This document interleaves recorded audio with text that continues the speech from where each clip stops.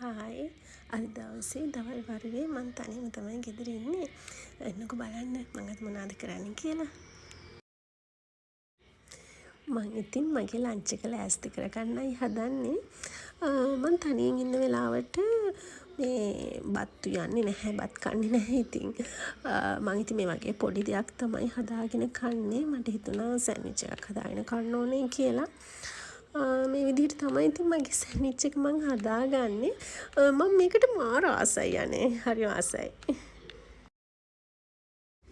මේ විදිහට තමයි ඉතින් මම මගේ ලන්ච් එක රෙඩි කරගත්තේ.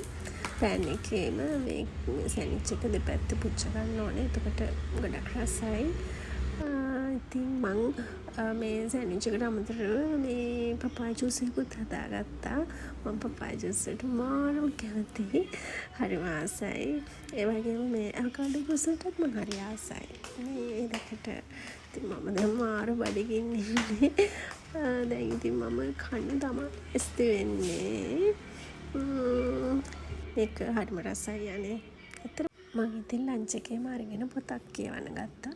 මට ඉතින් මේ පොත කියවනකොට පැය කමාරක් විතර එහෙම නින්ද ගිහින් ඊට පස්සේ හැරිලා මේ වොෂ් එකක් එහෙම දාගෙන මම ගියා මේ පළතුරු ගන්න. අපේ ගෙදර පළතුරු ඉවර වෙලා පළතුරු කඩේට මේ පැත්ත හරි ලස්සනයිනේ අපේ පැත්ත.